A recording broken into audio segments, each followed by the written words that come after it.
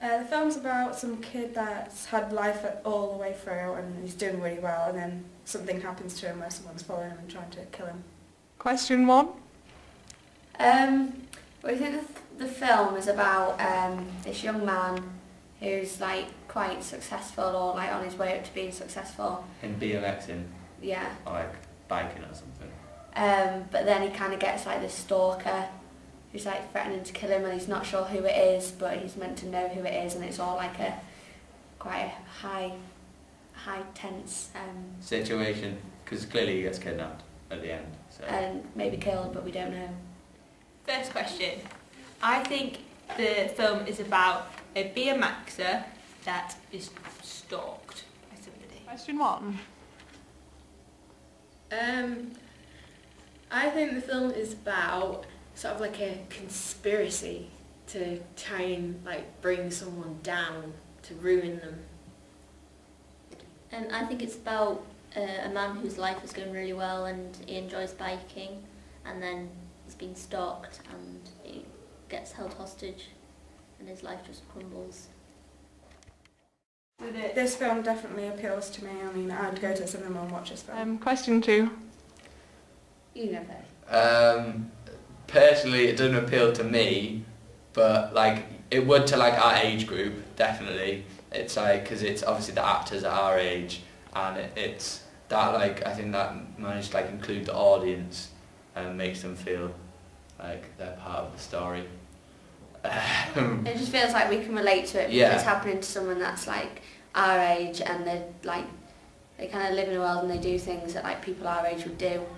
So it's kind of like it's representing, it's kind of like, what's the word? Portraying things that could happen to people. Yeah, it makes it more realistic. Yeah. Because it's something. So it appeals to me because I like scary movies like that. Have we started? Question 2. I do believe that it does appeal to me as a target audience because I'm quite interested in the mystery aspect of the film, and also I'm quite interested in BMX. Question 2. I think it does appeal to me. I would, if I saw that on TV or at the cinema, I would want to go and see it. I think it appeals to me as well because it looks really interesting and you want to know more about what happens from the trailer. I think this film is like a psychological thriller. Question 3. I think the genre is kind of like a psychological thriller. You've got like the thriller side because obviously he gets kidnapped and we don't know what's going to happen to him, but then it's kind of psychological because the person that's doing all this bad stuff to him isn't known, and it's kind of like the audience kind of like need to work it out, so that's where like the psychological side comes in. Yeah. Question 3. I think the genre of the film is a bit of everything. However, I think it's more focused on mystery and a bit of action and a bit of modern days. Question 3. I think the genre would be a psychological thriller because of the hostage and like him being stalked by somebody.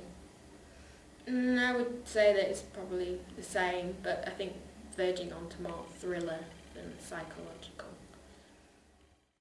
I think the trailer I've seen was something that I'd watch on TV and go to the cinema to watch. Question 4. Okay. Yes, it does follow typical codes and conventions of a film trailer. It's got fast-paced editing, which keeps the storyline going, especially because it seems to be quite an action-packed storyline as well. And also the fact that the shots hold still on important scenes within the trailer. So like the girl's hand tapping on the table, and so things like that where the shots are longer and still it's like showing the importance of it. And I think that's like that's reflected throughout like all trailers. The key things are kept still so you can see what it is, and then just using like fast-paced editing, like the music is quite fast as well, so it just all aids to like show how action-packed it is. But don't forget, like you've got like the normal conventions, like the film title, like the date it's released, and then you've got like institutional info and like your logo and production company and things like that, and obviously that's the same across like all trailers. Every trailer will have that in. Question 4. I do think the trailer does follow typical film conventions and codes because the trailer increases as the trailer progresses, and also it does give you the the accurate information which you require to be able to watch the film in cinema. Question 4. I think that it does follow typical codes and conventions of a film trailer, because you've got like the institutional information and the different like shots that are used. And, Yeah, it has all the institutional information and like dates when it's going to come out and stuff. And the only thing is, does it have actors' names on it? Yeah. All right. That's right at the end. Sorry. The technique I really liked was at the end where George is on the CCTV and it looks like that he's being stalked and tied up. Question 5. The technique that I think works the best is at the beginning there's kind of like, it appears to be like a rewind, so it's kind of like the film's being rewinded and then little bits of it are shown to the audience to try and get them to like figure out what's going on, so I think that's quite clever. That could be seen also as though that the stalker woman has like filmed him and she's like replaying all the stuff back so she can watch it again because she's a little bit weird. I think you've maybe thought a bit too far. Sure, that's good. My favourite technique is the shot of him cycling down the road, because I like how you've obviously like done it in a car or something, because it goes like with him and it just shows how like fast it is, and obviously he's getting chased because he's bricking it. I see, you can't say that. Yeah, I can. Okay. It's not swear word. And then, so yeah, obviously he's like scared and stuff, so he's like going really fast, and just like the fact that the shot goes with him, it just makes it more like of an advanced like technique, and like it looks better. More professional. Yeah, it looks more professional compared to like a trailer where all the shots are just like still. Whatever. Question 5. I think the best part of the trailer is the rewind and fast forward bit, because I think it's very technical and it's different. Not many people do it. Question 5. I think I think two techniques work really well. I like the shot where he's on the bike in the air and it's like a snapshot of him, and also the one where he's been held hostage and it's the 4 cameras looking at him.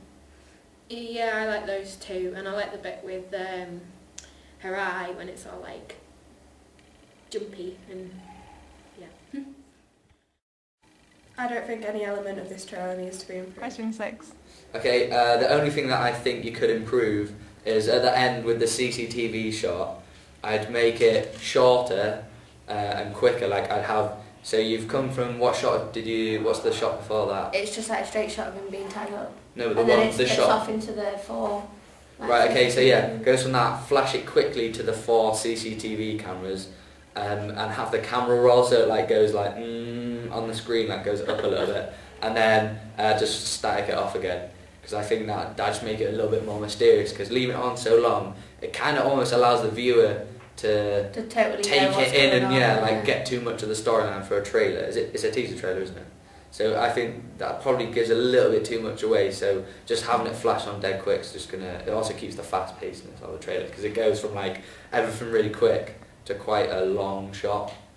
So it's inconsistent with the rest of the trailer really. So if you just made that a tiny bit shorter, yeah, that's possibly the only thing I could think to improve it. Also on the last bit, like where all the institutional info comes up after the release date, like on most trailers, like it would be really, really tiny writing, because really nobody reads it. But you have like the job title or just the normal writing in smaller fonts, and then like the actual names of the actors and the people that actually made the film slightly bigger.